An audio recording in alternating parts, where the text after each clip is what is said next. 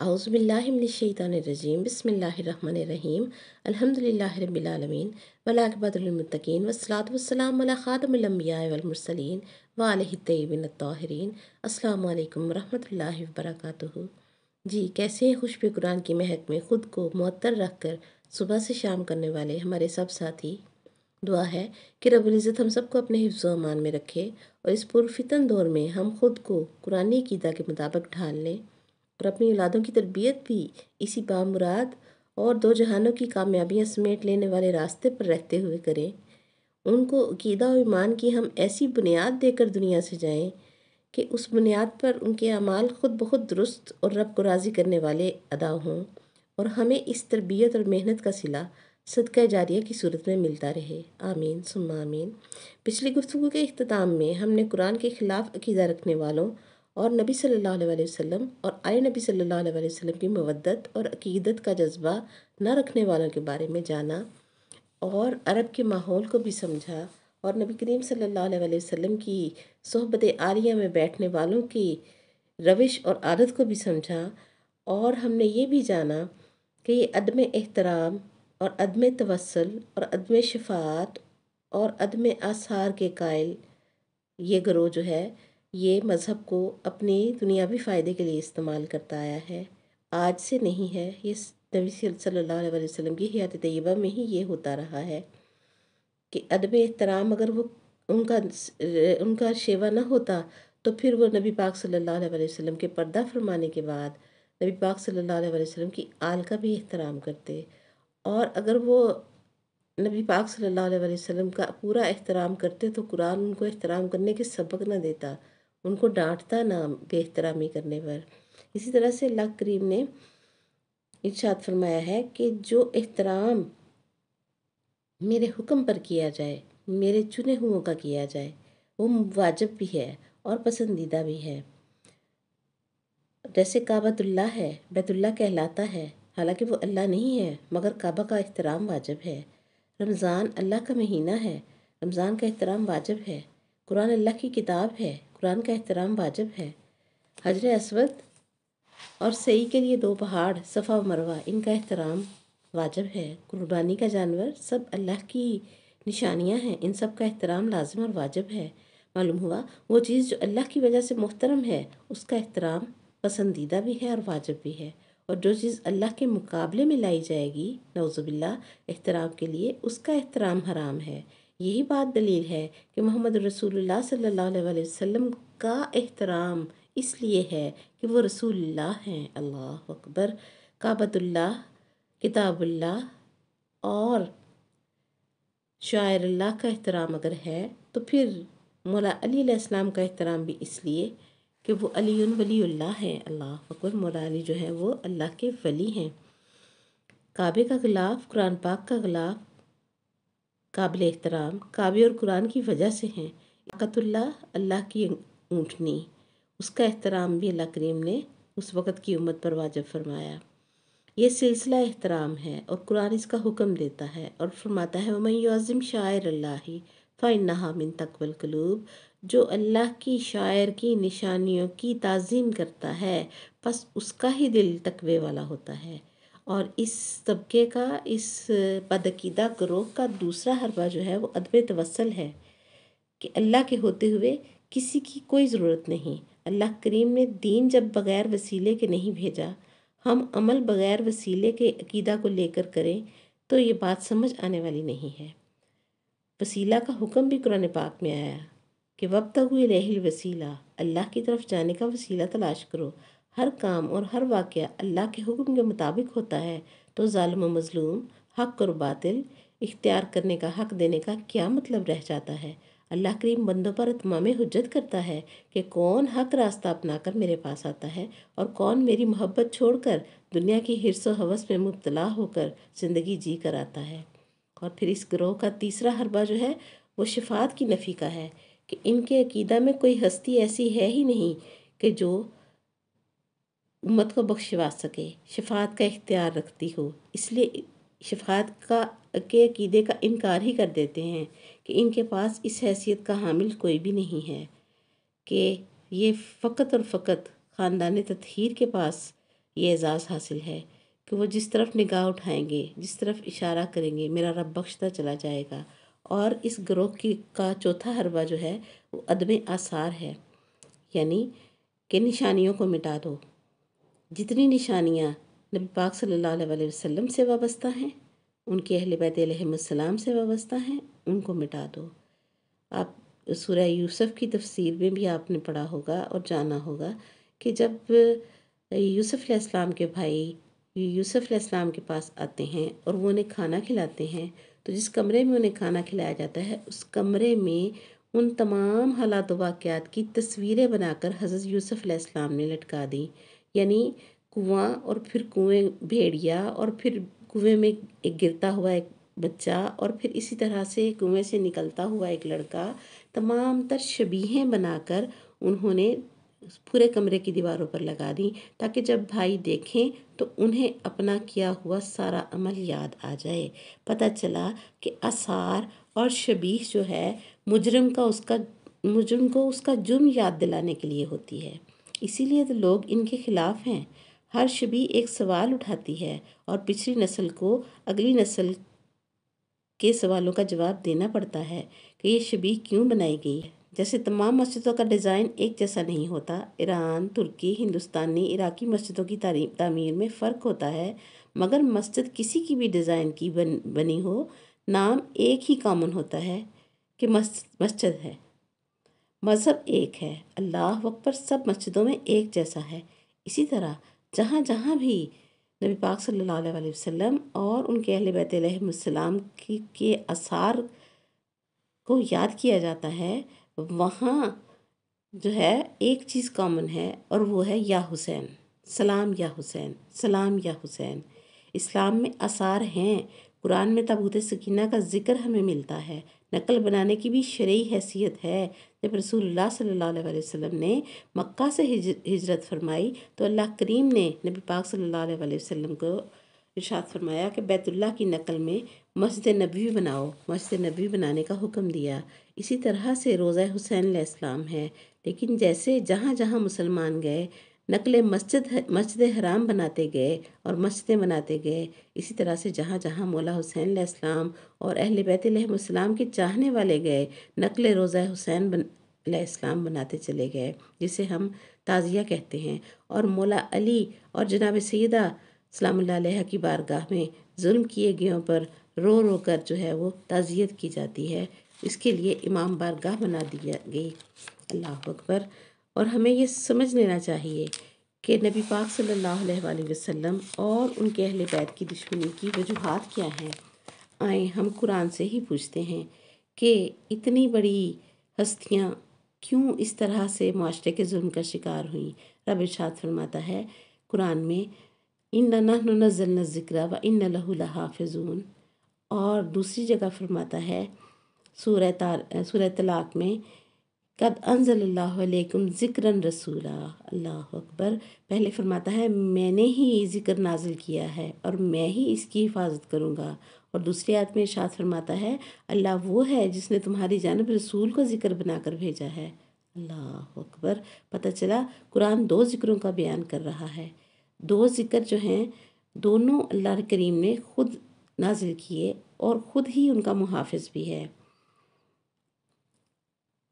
اور جب فرمایا کہ قد انزل اللہ علیکم ذکراً رسولا یتلو علیکم آیات اللہ، سبحان اللہ، کہ اللہ وہ ہے جس نے تمہاری جانب رسول کو ذکر بنا کر بھیجا ہے، اور وہی تو ہے جو تمہارے اوپر اللہ کی آیتیں تلاوت کرتا ہے۔ معلوم ہوا ذکر دو ہیں قرآن کی روح سے، ایک وہ ذکر جو تلاوت ہوتا ہے وہ قرآن ہے، اور ایک وہ ذکر جو تلاوت فرماتا ہے اللہ اکبر وہ میرے آقا و مولا محمد رسول اللہ صلی اللہ علیہ وسلم ہیں۔ ایک ذکر تلاوت ہو رہا ہے اور ایک تلاوت کر کے دکھاتا ہے۔ ہاں سمجھنے کی بات یہ ہے کہ دونوں ہی ذکر ضرور ہیں، مگر تلاوت ہونے والے قرآن کی وجہ سے رسول صلی اللہ علیہ وسلم ذکر نہیں ہیں، بلکہ رسول صلی اللہ علیہ وسلم کی وجہ سے قرآن ذکر ہے۔ تلاوت ہونے والا بھی قرآن بھی لاریب ہے اور تلاوت کرنے والا نبی بھی لاریب ہے، بے عیب ہے۔ قرآن کی وجہ سے رسول صلی اللہ علیہ وسلم ذکر نہیں بنے، بلکہ رسول صلی اللہ علیہ وسلم کی وجہ سے یہ قرآن ذکر بنا ہے۔ دونوں ہی مقدس اور پاک ہیں، لیکن رسول صلی اللہ علیہ وسلم پہلے ذکر اور قرآن بعد میں ذکر کہلاتا ہے کہ پہلے رسول صلی اللہ علیہ وسلم ذکر بن کر آئے۔ رسول صلی اللہ علیہ وسلم کے بولنے کی وجہ سے قرآن ذکر بنا۔ قرآن کے نزول سے رسول صلی اللہ علیہ وسلم نہیں بنے، وہ پہلے ہی نبی تھے۔ نبی صلی اللہ علیہ وسلم پر قرآن نازل ہوا، اس لیے ہمارے نبی صلی اللہ علیہ وسلم کا ذکر کرنا از روح قرآن زیادہ افضل ذکر ہے کہ رسول صلی اللہ علیہ وسلم کی وجہ سے قرآن کو ذکر ہونا ملا۔ رب نے فرمایا نزل بہ الروح الامین علی قلبک، ہم نے روح الامین کے ذریعے قرآن کو تیرے قلب پر نازل کیا۔ اللہ اکبر۔ معلوم ہوا زبان رسول پاک صلی اللہ علیہ وسلم سے نکلا تو یہ قرآن بن گیا اور آج ہمارے ہاتھوں میں موجود ہے۔ پہلے قلب مصطفیٰ کریم صلی اللہ علیہ وسلم تھا، پھر اس پر قرآن نازل ہوا، اور اللہ کریم فرماتا ہے کہ اپنے دونوں نوروں کی حفاظت کا ذمہ میرا ہے۔ اور ایک بات میرے خشبے قرآن کے سننے والے یاد رکھیں کہ حفاظت کی ضرورت وہاں ہوتی ہے جہاں کوئی خطرہ ہو، اور واضح ہو جاتا ہے ان آیات سے کہ قرآن پاک سے بھی اور محمد رسول اللہ صلی اللہ علیہ وسلم سے بھی کسی کو خطرہ تھا، اور اللہ کریم فرماتا ہے کہ میں ان دونوں کا محافظ میں ہوں، اور ان دونوں کو بھی کسی سے خطرہ تھا۔ یہ کہہ کر اللہ کریم نے بتا دیا کہ قرآن کو بھی کوئی خطرہ ہو سکتا ہے، اور پیغمبر صلی اللہ علیہ وسلم کو بھی خطرہ ہو سکتا ہے، اور جس چیز کو کسی چیز سے خطرہ ہو اس چیز سے بھی کسی کو خطرہ ہو سکتا ہے۔ یعنی اگر نبی پاک صلی اللہ علیہ وسلم اور قرآن پاک کو کسی سے خطرہ ہے تو پھر کسی اور کو بھی تو ان دونوں سے خطرہ تھا نا۔ حملہ آور جب حملہ کرتا ہے تو سامنے والا اس کے لیے خطرہ ہوتا ہے، اسی لیے اس پر حملہ کرتا ہے۔ جائز یا ناجائز ابھی یہ بات نہیں ہو رہی۔ جو 12 سردار ہجرت کی رات نبی صلی اللہ علیہ وسلم کی چوکھٹ پر اکٹھے ہو کر آئے تھے اور کھڑے رہے تھے، اس صادق اور امین نبی صلی اللہ علیہ وسلم کو قتل کرنے کے لیے ساری رات کھڑے رہے تھے، وہ 12 قبیلوں کے 12 سردار نبی صلی اللہ علیہ وسلم سے کوئی تو خطرہ محسوس کر رہے تھے، تبھی تو وہ کھڑے تھے نا۔ اور ہمارے نبی پاک صلی اللہ علیہ وسلم کو بھی ان 12 سرداروں سے خطرہ تھا۔ جس دن امت کو یہ بات سمجھ آ گئی کہ سب قبیلوں کے سرداروں اور کافروں کو نبی صلی اللہ علیہ وسلم سے کیا خطرہ تھا، اس دن ہمیں عظمت اہل بیت علیہ السلام اور ولایت علی علیہ السلام جو ہے وہ سمجھ آ جائے گی، کیونکہ مولا علی نے جو ہے وہ نبی پاک صلی اللہ علیہ وسلم کے بستر پر سو کر ہجرت کی رات اللہ کریم کی مرضیاں خریدیں۔ نبی پاک صلی اللہ علیہ وسلم نے کبھی کسی کو کچھ نہیں کہا تھا، لوگوں میں معاشرے میں صادق اور امین کے لقب سے مشہور تھے، اللہ کریم کے چنے ہوئے محبوب ہیں، اور تمام تر قبیلوں اور لوگوں کے لیے نرم مزاج مشہور تھے۔ اس نبی کریم صلی اللہ علیہ وسلم کو قتل کرنے کا ارادہ کس وجہ سے بنا؟ وہ صرف اور صرف وجہ ایک ہے کہ قرآن کا نزول ہو گیا تھا۔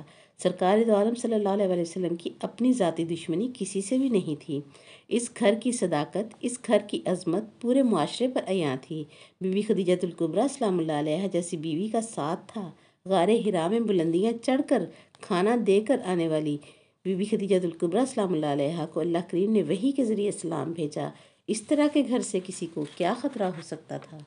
اس گھر کی دشمنی کیوں پڑی؟ اس قرآن کے نزول کی وجہ سے پڑی۔ قرآن پاک کے نزول سے پہلے نبی صلی اللہ علیہ وسلم سے کسی کو کوئی خطرہ نہیں تھا۔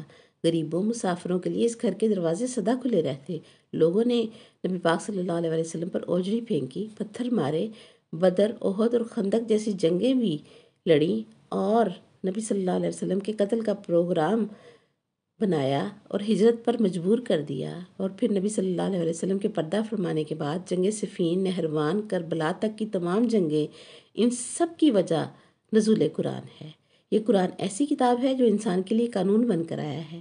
یہ بتاتا ہے کہ حلال کیا ہے، حرام کیا ہے، امر کیا ہے، نہیں کیا ہے، مقام رسالت مآب صلی اللہ علیہ وسلم کیا ہے، اور اہل بیت علیہ السلام کی عظمت کیا ہے۔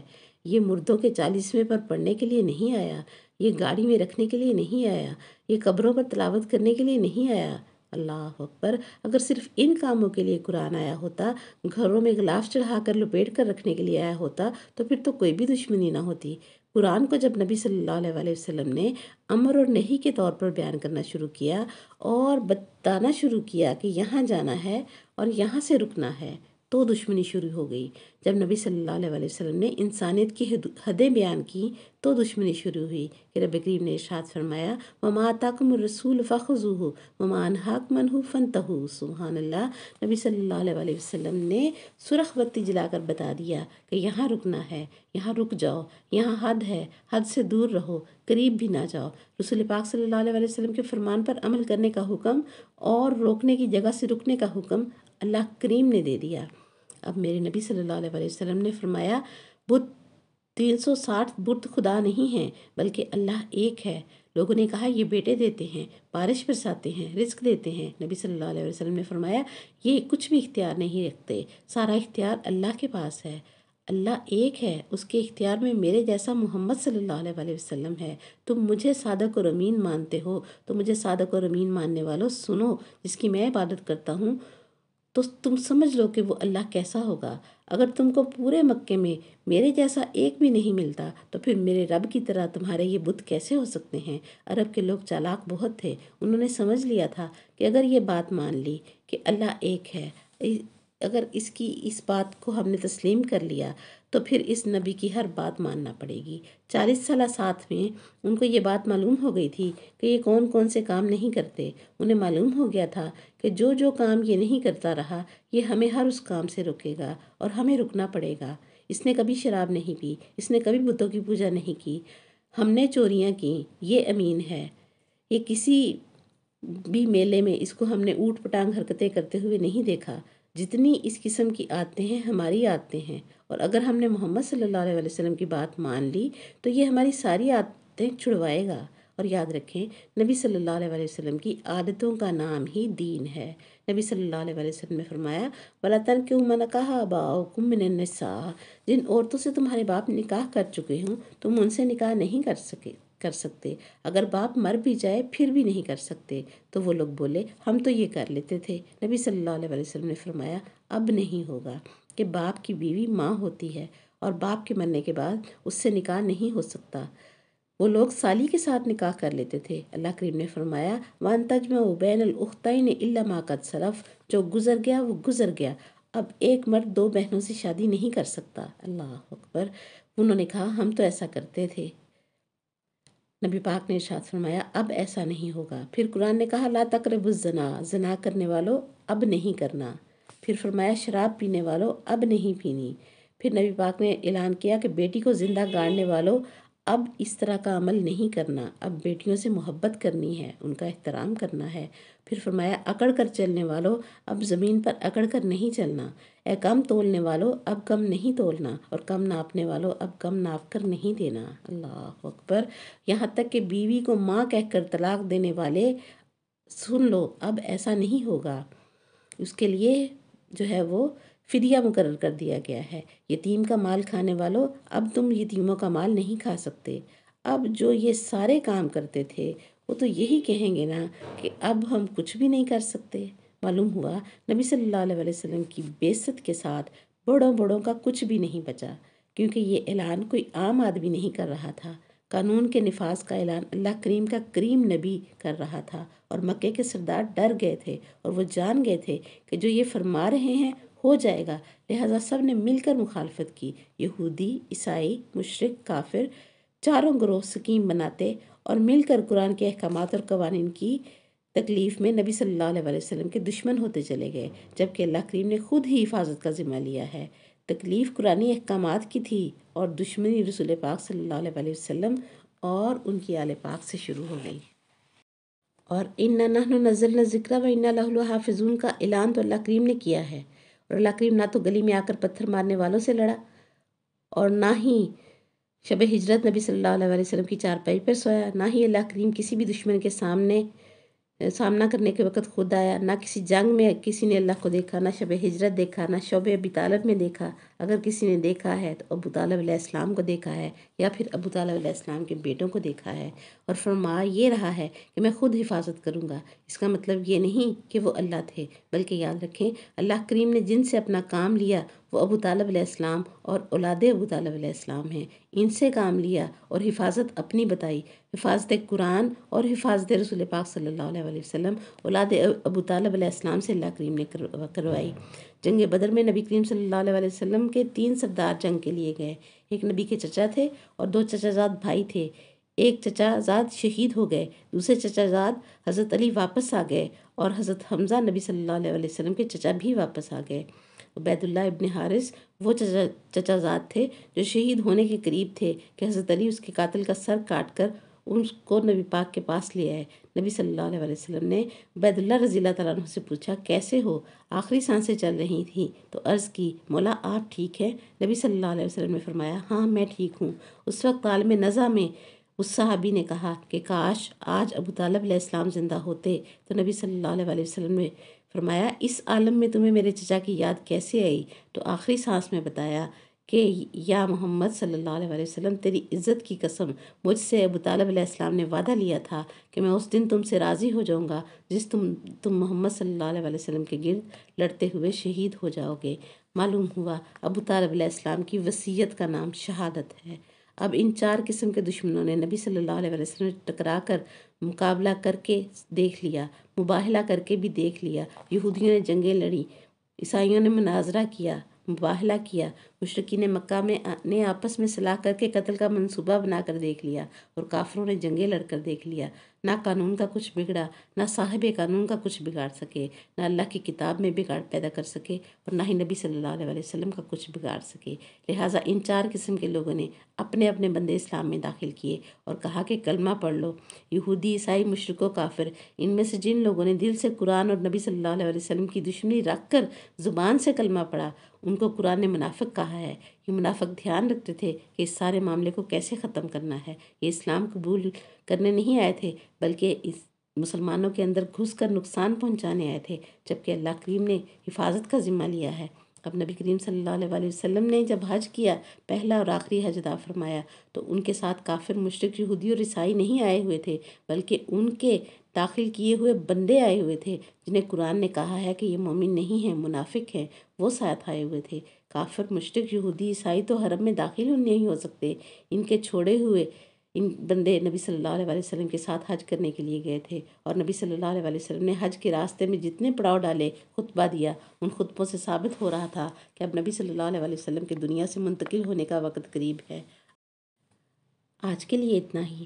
زندگی رہی تو خوشبو قرآن میں دشمنی نبی پاک صلی اللہ علیہ وسلم اور آل نبی پاک صلی اللہ علیہ وسلم کی دشمنی کیوں پڑی، اس پر مزید گفتگو کریں گے۔